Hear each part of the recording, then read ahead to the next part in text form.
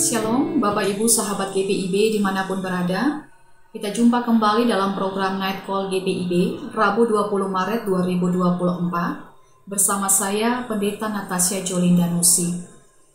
Mari Bapak Ibu para sahabat GPIB, kita menutup hari dalam doa dan perenungan akan kebenaran firman Tuhan berdasarkan surat Yakobus pasal 5 ayat 10 dan 11. Terlebih dahulu, mari kita berdoa. Dengan penuh kasih dan kesabaran, Engkau Tuhan yang telah menjaga dan menuntun kami menjalani tugas kami sepanjang hari ini.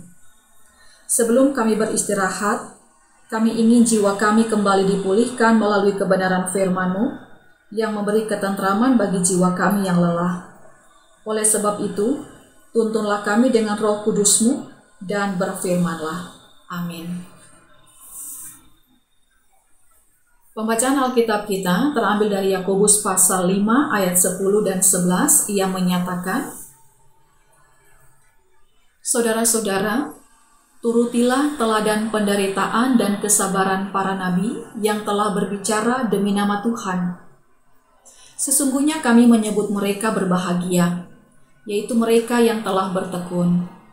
Kamu telah mendengar tentang ketekunan Ayub, dan kamu telah tahu apa yang pada akhirnya disediakan Tuhan baginya.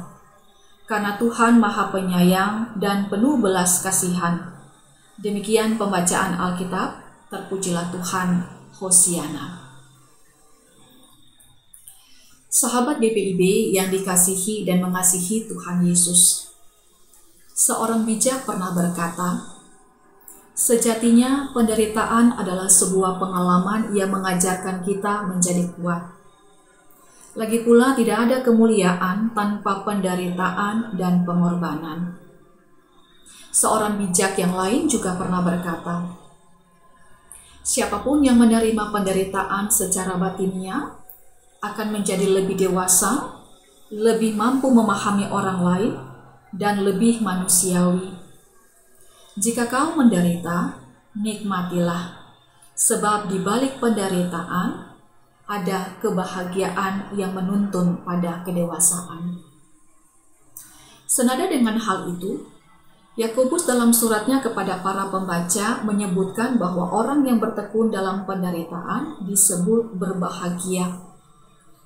Apakah ini sejalan dengan ciri-ciri umum orang yang sedang mengalami penderitaan? Bukankah akibat dari penderitaan adalah rasa malu, perasaan tertekan, adanya rasa cemas, hingga depresi? Bahkan beberapa orang kehilangan semangat dan gairah hidup. Jadi, di mana letak kebahagiaan bagi orang-orang yang menderita? Sungguh, sebuah pujian yang kontradiktif. Bagaimana kita dapat berbahagia di tengah-tengah tekanan dan penderitaan seperti yang disampaikan oleh Yakobus? Kita harus jujur mengaku bahwa musim penderitaan itu menyakitkan. Amsal 27 ayat 9 menyatakan bahwa penderitaan itu merobek jiwa. Artinya, tidak ada ketenangan dan ketentraman di dalamnya. Yang ada hanyalah usaha kita untuk menampikan atau mengalihkan perhatian dan perasaan, lalu menyangkali bahwa kita memang sedang ada dalam sebuah fase yang membuat kita menderita.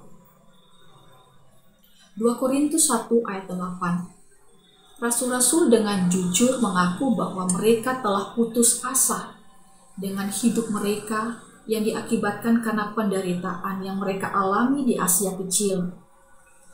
Beban yang ditangguhkan atas mereka begitu besar dan begitu berat. Para rasul termasuk di dalamnya mungkin Yakobus, bukannya tidak tahu akan beratnya penderitaan sebagai pengikut Kristus. Hingga mereka nyaris hilang harapan sebelum pada akhirnya para nabi dan para rasul merasa adanya campur tangan dan pertolongan Tuhan. Sahabat GPIB, kekristenan dan penderitaan adalah satu paket panggilan hidup. Kita tidak bisa memilih menjadi orang Kristen, lalu berdoa menengking semua penderitaan. karena beberapa penderitaan diizinkan Tuhan terjadi dengan berbagai maksud dan tujuan berbeda-beda bagi setiap orang. Seorang tokoh dunia bernama Helen Keller pernah berkata, "Meskipun dunia penuh dengan penderitaan, dunia juga penuh dengan keberhasilan untuk mengatasi penderitaan. Bagaimanapun, pergumulan dan kesulitan hidup yang kita hadapi, pasti ada jalan keluarnya. Penderitaan tidak pernah membatasi kasih Allah dalam menyertai dan menolong, serta membentuk kehidupan kita sebagai hamba-Nya." Lalu, bagaimana respon kita menghadapi penderitaan? Yang pertama, mari terima dan akui bahwa penderitaan itu kita alami. Penderitaan adalah anugerah. Mengutip perkataan filsuf Aristoteles, penderitaan menjadi indah ketika seseorang siap menghadapinya dengan kebesaran pikiran. Pikiran yang jernih menolong kita untuk memaknai panggilan dan maksud Tuhan atas derita yang kita alami. Dengan demikian, kita akan terus bertahan dalam tekanan dan dengan tekun mengerjakan bagian kita, yaitu hidup dalam kepatuhan akan Allah. Sehingga akhirnya kita akan menikmati hasil dari ketekunan dan ketaatan kita kepada Tuhan seperti yang dirasakan dan dialami oleh Ayub. Yang kedua, berdoa dan bersyukurlah. Singkat saja penjelasannya. Ada kekuatan dan penghiburan ketika kita bicara dari hati ke hati dengan Tuhan. Ada mujizat dalam bersyukur. Yang ketiga, memaafkan. Penderitaan yang kita alami saat ini bisa jadi karena kelalaian kita di masa lalu atau karena perbuatan orang lain. Walaupun begitu, berhenti menyalahkan siapapun.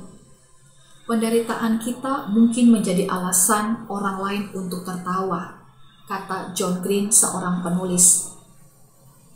Namun sambungnya, satu-satunya jalan keluar dari labirin penderitaan adalah dengan memaafkan. Sahabat GPIB, penderitaan awalnya menghancurkanmu, namun kemudian ia akan membentukmu. Apabila penderitaan dirasa terlalu menekan berat, sehingga kita tidak tahu lagi bagaimana kita harus berkata-kata dalam doa, maka lantunkanlah pujian sebagai bentuk penyerahan diri kita kepada Tuhan. Anda dan saya bisa memulai dengan beberapa nyanyian, misalnya dari Gita Bakti 325. Tenang dan sabarlah wahai jiwaku, tahan derita, jangan mengeluh. Atau lagu lain, misalnya dari penyanyi rohani lama Maya Romantir, dalam syair lagunya berjudul Tahan Uji. Dalam segala perkara, bertahanlah sampai pada kesudahannya. Dan masih banyak lagi pujian-pujian dan nyanyian yang memberi penguatan di tengah penderitaan. Lagu-lagu ini dirangkai dari pengalaman iman para penyair. Jika mereka berhasil memaknai penderitaan dan menghasilkan karya untuk menjadi berkat bagi orang lain, saya yakin Anda dan saya pun kelak akan menjadi saksi atas iman kita kepada Tuhan.